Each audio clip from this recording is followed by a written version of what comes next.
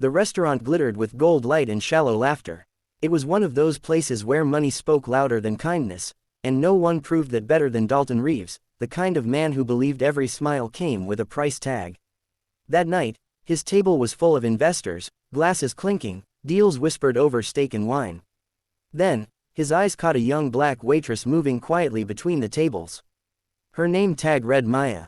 Maya, he said, snapping his fingers like she was part of the furniture. Aren't you the one who used to play the piano here? I heard you got replaced after the owners went fancy.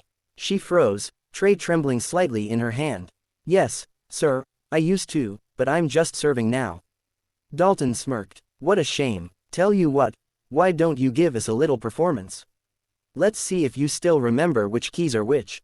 A few of his guests chuckled, one even pulling out his phone to record.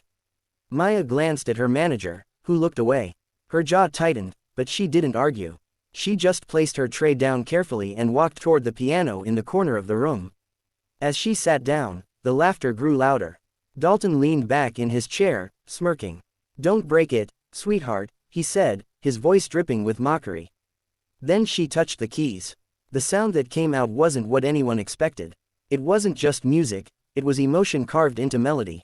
Soft, then sharp, rising, falling, like she was telling her whole life story through sound. The room grew still. The laughter stopped. People who hadn't cared 2 seconds ago now couldn't look away. Dalton's smirk slowly faded. The way her hands moved, confident, effortless, reminded him of the great performers he used to pay thousands to watch. Only this time, it wasn't about money. It was about soul. When Maya finally stopped, the last note hung in the air like a heartbeat. Then, silence, thick and electric.